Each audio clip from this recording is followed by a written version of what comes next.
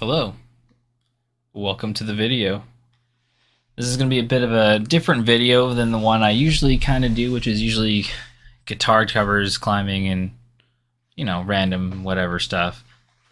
This is going to be like I don't want to say tutorial, but it kind of is a tutorial. It's not really like, I'm not an expert, but this is like the process that I personally use to make my videos. I'm sure there's a better way, but just thought it would be interesting to do a kind of behind the scenes on how I do my stuff, what kind of gear I use, what kind of software I use, all that good stuff. So thanks for clicking in on the video. Let's get started.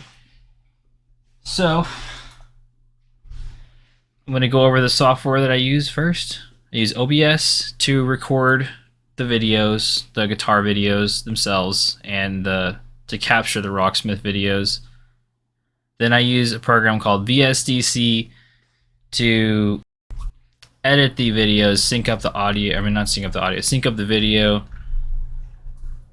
So yeah, I'll show you that in a second. And then I also use Audacity just because I like to get the audio to be like really crisply synced. And I feel like VSDC, sometimes you can kind of hear a little bit. You can't sync up the audio as well as I would like. So basically that's why I use that. So when I recorded this, I accidentally clicked on this other scene over here and it muted my audio, which is what explains the random jump cuts that you're seeing in this video. Sorry about that. But basically I was just explaining I only record at 60 FPS because one, that's all YouTube can see anyway is 60 FPS, and secondly, my computer can't handle really recording at 144 FPS. So these are my video settings. I use the NVENC encoder, or do I? I don't know. I use the NVENC HVAC CBR 30,000 kbps. I record at 1440p, so that's why I have the bitrate that high. If you record at 1080p, you probably don't need it that high. I'm not going to pretend to know what any of this stuff means. I've just recorded videos and watched it, and I feel like it's a good balance between quality and not having dropped frames. So play with this, watch somebody else's video on this because I'm not an expert in video encoding. But these are the settings I use. I have a 9700K, which is an 8-core processor set to 5 gigahertz, and then I have a RTX 2060. Not the greatest, but it's decent enough. So yeah, that's pretty much it for the OBS settings. It's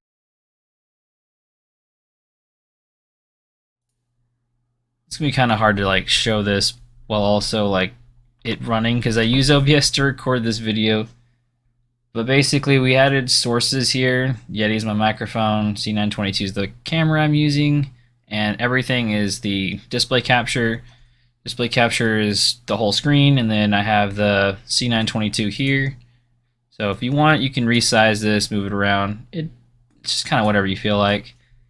When I do my Rocksmith videos, I have it kind of down here because you can still see the lyrics up top, and you can still see the guitar tab thingy at the bottom. So that's why I have it kind of there.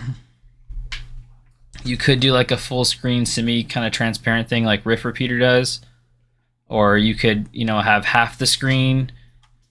Just kind of whatever you feel like doing.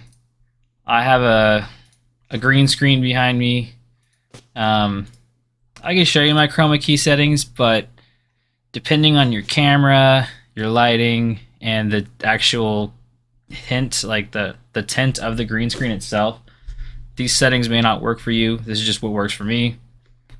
Again, I watched a YouTube video on how to do that. I don't really understand it. I kind of fiddled with those settings for like an hour until I found something that looks good. And as you can see, there's a little bit of ghosting right there. But it's just because I don't have the greatest lighting, honestly. But yeah, when the screen's a little bit brighter, it kind of goes away. I don't know. So for my Rocksmith capture, I just have it set to game capture, and that's the whole screen, and then I have the camera set up above it, and then I go down to start recording, and then I just basically... Alright, and so I'm going to really quickly just show you how to add sources and stuff. So you click the plus button here. Game capture is going to be like what I do for collecting Rocksmith. Doesn't really matter, we're just going to do a quick thing. You can do capture any full screen application for just a quick easy way to do it, or you can capture a specific window and then you can select the program, and then it'll select that program specifically. That way you're not accidentally selecting other programs if you're only trying to record one screen. I mean, basically that's how I do that. And then same thing with the camera. The camera I have it selected, as you can see, so that it's layered on the top. You could change that and make the display transparent if you wanted to. It's kind of whatever you want to do. But basically I just hit record, I alt tab into Rocksmith, I try to get a good playthrough, and then once I feel like the playthrough is good enough, then I'll do the rhythm part if there is one, if I can play it, and go from there. And once I get all the parts like recorded, then we go over to VSDC. But before we do that, I want to show you the gear I'm using. So it's a Ibanez, yeah, you probably can't see that, RG-RT421, and I actually don't really use a standard amp. I don't reuse the Rocksmith real tone cable either because I feel like there's latency when I use that. So I use this thing. It's I'm not paid by these people. This is just what I use. Brush head max. It's got, you can't really see that, sorry. Level, tone, ambience, modulation, which is chorus, tremolo, and flanger, and then it has gain. Pretty cool little device. It's like 30-40 bucks on Amazon. Pretty sweet. But it has a little headphone out, and then I use just a standard aux cord, and that goes into the microphone input on the back of my PC, and that's what I use. I use something called the no cable mod with Rocksmith because, again, latency. So I don't use the real tone cable. It sounds the same to me. Maybe an audiophile out there will say it sounds better or worse. I like this because I can change. I have more control over the volume and tone, and yeah, latency. So those are the main two reasons I use this. Anyway, moving on. And it's rechargeable, so I don't have to like plug in an amp or have batteries, which is annoying. So let's move on to VSDC. Alright, so for this part, I'm gonna do a video I've already done just because I have the files already made, but I'm gonna do it from the beginning just so you can see how I do it. So we're gonna open up VSDC, you're gonna do a blank project. I'm just gonna name it YouTube video for now. So 60 FPS. We're gonna do 2560 by 2880 because I have two videos stacked and that's what it ends up being afterwards. Finish. Alright. Okay, so first thing we're gonna do is we're gonna add object. That's not being cut. I'm gonna move this down here. Shrink. I'm gonna shrink this a little bit just so it's not in the way. Add object, video, and I guess I will do My Friends Over You by Newfound Glory. I already did this video. Here's the lead part. From the start of the scene, add new layer. We're gonna resize it until that little blue bar pops up. That way I know it's halfway. Then we're gonna add the other part.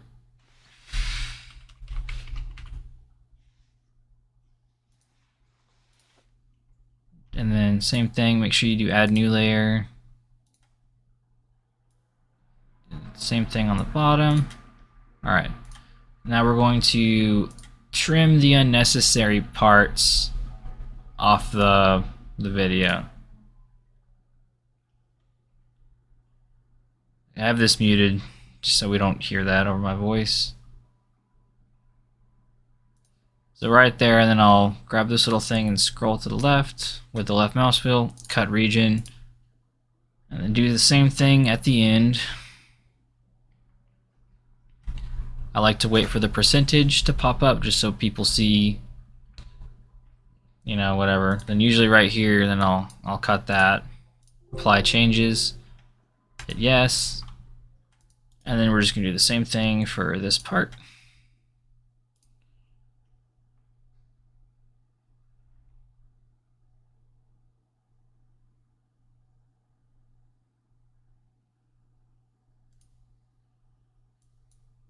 Grab that, drag it over, cut.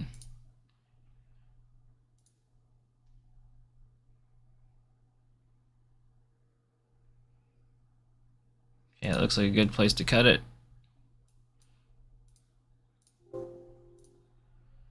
Alright, and then now we want to sync the video tracks up. This part's not really too hard. For some reason though, VSDC likes to use the heck out of my CPU whenever I do this to generate the thumbnails, and sometimes it slows my computer down. But basically, I go to the first frame where I find the end screen pops up, so like right here. And then I'll zoom in quite a bit, almost all the way, but then I'll go one down because if you zoom in all the way, it has issues. Alright, so when I film this, I didn't really explain this part very well, but I'm using the arrow keys left and right to go forward, back, and between the frames. You can also use these buttons here to do the same thing. So the one I have selected, you can see with the bars around it, and then you can see right here which one's selected.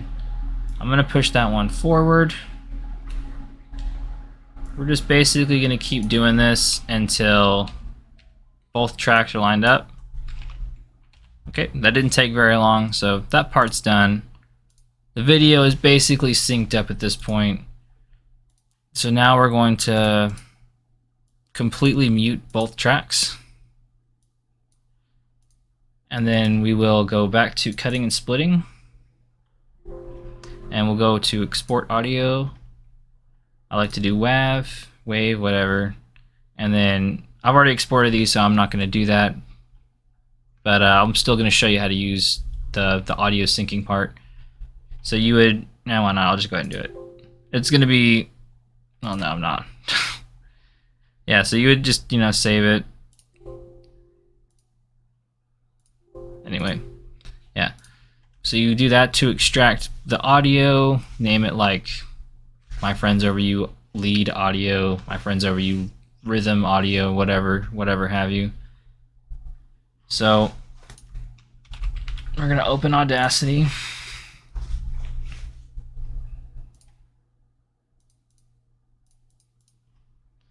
We're gonna go to import audio.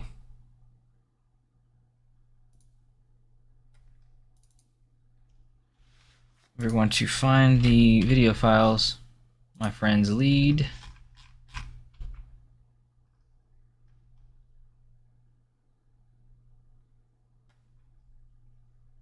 My Friends Lead. It names it new for some reason. So here are the two files. You can control click and do both of them, or you can do the import step twice. Either way, it doesn't matter. So then you'll get two files that look like this. So we're gonna just click drag and hit delete, and that'll get rid of all the, well, most of the leading silence. And basically, if you hold control and you scroll the mouse wheel, it'll zoom in. And I try to find like a good part in the same track where it's relatively the same. So I don't know, let's do this part right here. So you're just trying to line, you can't see where I'm pointing, trying to line this part up with this part here. So that's the right track or whatever, and it's the left track. So you want to make sure you're lining this one up with this one. And you just want to keep zooming in as much as you can.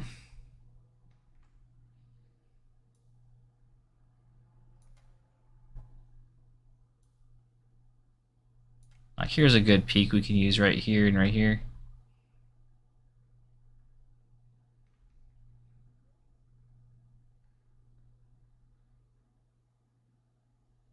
I feel like that's pretty good. Anyway, that's the general. This is the general process. You can. I don't want to get DMCA'd, so I'm probably gonna mute that audio right there. But you get the point. You listen to it. If it sounds off, and you can adjust it. If it sounds good, then you're good to go. Next thing is the audio balancing. I like to pan the lead 30% left and pan the right 30% right. And then based on the input levels, you can adjust this here. I generally just like modify the whole track, but if there's a certain point where you want it to be quieter or louder in the song, you could select it, then do Effect, Amplify, and then you could either increase it or decrease it, and that'll make it louder. Then once you're done with this part, we're going to export as WAV. I'm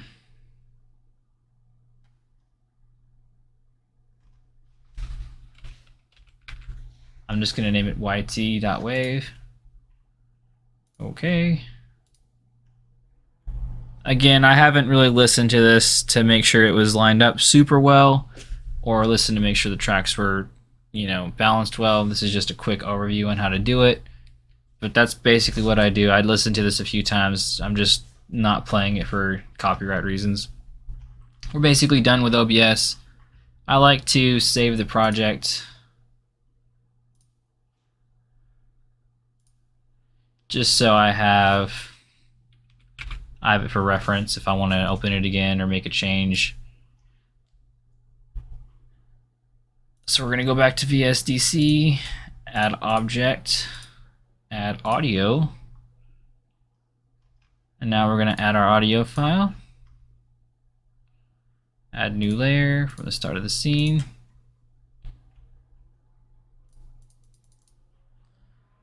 Alright.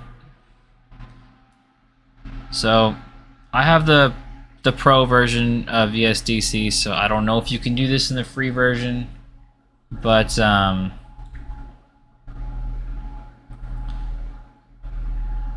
just going to give it a second to catch up. Anyway, so yeah, we're going to click on this little waveform, show waveform, make it 4 times big, and then we're going to click on one of the videos. We're going to do the same thing, show waveform 4 times. And as you can see, there's a little bit of leading silence. So, all right, so we're ready to cut the audio or sync up the audio. So we're gonna click on it, cutting and splitting. Before we do that, we're going to select about there before we do it. That way, the cursor position will be selected already, as you can see. And we'll just drag, cut region, apply changes. So we have a little bit of leading audio, as you can see still. We're just going to zoom in a good bit. Try to line up the waveforms. This part, it doesn't have to be like super lined up because the original tracks are muted anyways. And then from here, again, I'm just going to mute this so I don't get DMCA'd. But basically, we would do a little preview, make sure everything's synced up, make sure everything sounds good, and then that's pretty much the whole thing. We're basically done here. We'll go to Export Project, and then I usually export it as MKV because that's the the file that's the format that it's recorded in from OBS. Just export, let it do its thing. Really important during this part that you don't do anything on your computer, because it'll have the potential to mess up the rendering, and then you'll have to do it again. And depending on how good your computer is, it could take a while. For 2 videos at this resolution, it usually takes me between 4 to 10 minutes. Just depends. If I have 3 guitar parts like I do in some of my other videos, it takes even longer. And then yeah, basically all I do from here is I'll watch the video to make sure that there's no hiccups, make sure it looks good, and we are basically done. There is one thing I kind of forgot. I'm going to go back over, and that's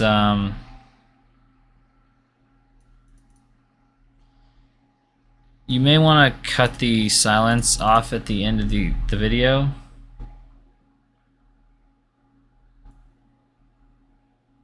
If I get it to scroll, just so that there's not like a bunch of extra time at the end of the video where it's just silent and it's a black screen or whatever.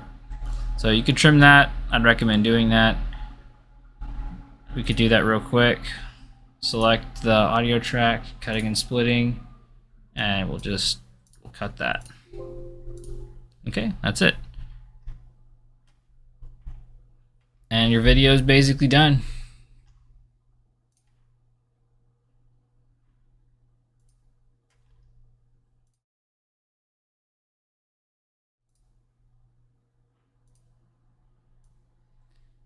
So guys, hope you learned something. Appreciate you watching this video. Subscribe for more content. Thumbs up the video if you liked it. Thumbs down if you didn't. And see you in the next one.